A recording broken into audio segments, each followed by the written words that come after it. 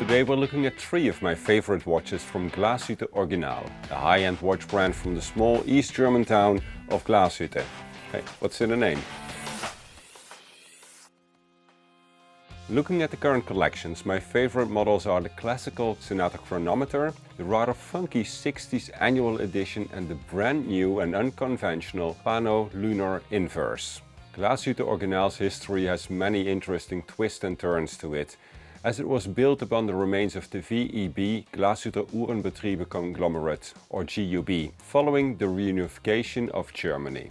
The brand is known for its distinct Saxony style of watchmaking and often incorporates very original design aesthetics, such as an inverted movement construction, unique fonts and colors, patterns on the dial, and complex yet intuitive complications. I'll be going through 3 watches that I consider my favorite of the brand, starting by my absolute number 1, the Senator Chronometer. The Senator Chronometer has been part of the collection since 2009 and has become a staple of what the German watch brand is all about. Fine craftsmanship with a typical Saxony style. You could see it as a spiritual successor to Glashütte's marine chronometers that were once vital to navigate at seas. These marine chronometers date back as far as 1886, building upon the region's expertise in production of scientific observation watches. To honor this tradition of pristine marine chronometers, Glashütte Original based the design of the Senator Chronometer on historic Glashütte marine chronometers that were recovered and restored by the brand. And this implies central hour and minute hands, a relatively large running second subdial at 6 and a power reserve at noon, just like on the old marine chronometers. To make it stand out even more, GO added its signature panorama date at 3 and a discrete day-night indicator integrated into the power reserve display. Another specificity that I just love and that belongs in a watch that aims so much at precision is the 0 reset hand. Pull the crown to stop the movement and reset the second hand to the 12 o'clock position. When you push the crown after setting the time, of course, the movement starts running again. The up-out power reserve indicator and the small second subdial keep it balanced, yet at the same time give it some extra flair thanks to the different sizes being used. Add to that GO's signature panorama date indication, where the date is displayed with 2 discs, and you have a real winner in my book. Also good to mention is that Glashütte Original's large date comprises 2 separate discs that are absolutely level, and that looks just very good. Details such as the pear-shaped hands and the elongated Roman numerals only add more flair to this watch. The Senator Chronometer comes in 3 variations: white gold with a grey dial, white gold with a matte blue dial and a red gold case featuring a white dial. The white gold with the matte blue is definitely my favorite of the range, although I would love to see a stainless steel version with a black dial. Despite being rather classical in style, there is a playful element to the dial that I just adore. But it's not just in looks where the Senator Chronometer wins me over, as there is also a Q in the name. The caliber 50-08 that powers it is a true visual treat when it comes to finishing. Plus, it's a certified chronometer movement as well. The refined style of Glashütte watchmaking finishes is backed up by a 15-day testing period by the Thuringian Office of Weights and Measures, proving this is a rather precise movement too. It's lovely, both mechanically and aesthetically. Well, next is a watch that flips things upside down, literally, the PanoLunarInverse.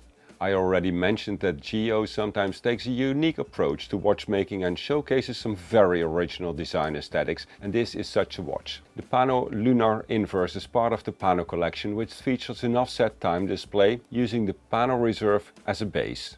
GO essentially inverted the movement construction to come to the PanoLunarInverse, and in this case the PanoLunarInverse. This opens up a whole new perspective on a mechanical watch, as the whole regulating organ is now mounted dial side up. This reveals the balance wheel and spring, the anchor, the double swan neck fine adjustment and so on.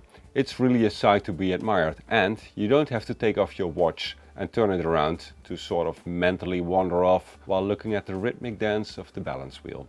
You might be familiar with the PanoInverse and the PanoMatic-Inverse, which is PanoInverse's sibling with an automatic movement. Today we will be looking at the newest inverse, being the PanoLunarInverse, that adds a large moon phase. This PanoLunarInverse is basically a PanoMatic-Inverse, so equipped with an automatic movement and with the additional moon phase indication that is shown inside the off-center hour and minute subdial.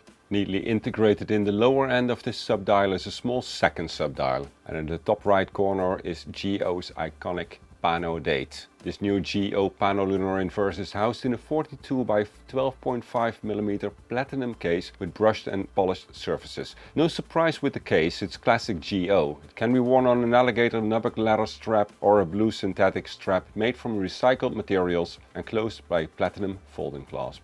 But the beauty doesn't stop there, as the movement is finely decorated on both sides. Even from the back, despite the inverted construction, you can see Glashütte Original's refined touches. On the front side you will be treated to fine engine turning. Altogether a very nice new addition to the Inverse universe.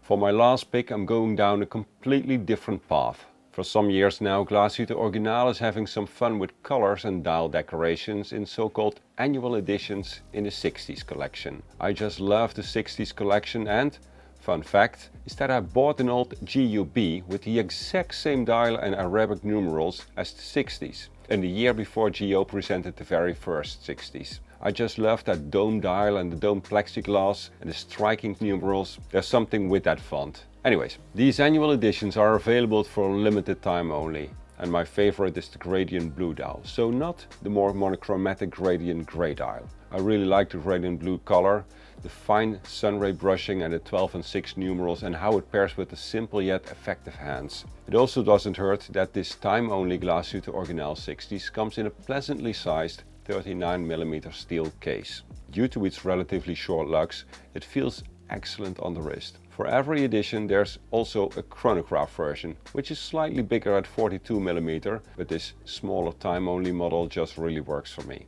Inside, the caliber 39-52 automatic movement is powered by the brand's signature double G rotor. The caliber is the cornerstone of simpler watches coming out of the GO ateliers and has proven to be a reliable one, which is certainly a comforting thought. These annual editions are produced in limited numbers and they are only made available for a certain period of time before being replaced with the next one. There was a great looking edition with a gradient grey dial with a very distinct pattern, but somehow I keep returning to this funky gradient blue one. Now I went over my 3 favorites. Which one is actually your favorite of Glashütte Original? Let me know in the comments down below, and I hope to catch you for the next one.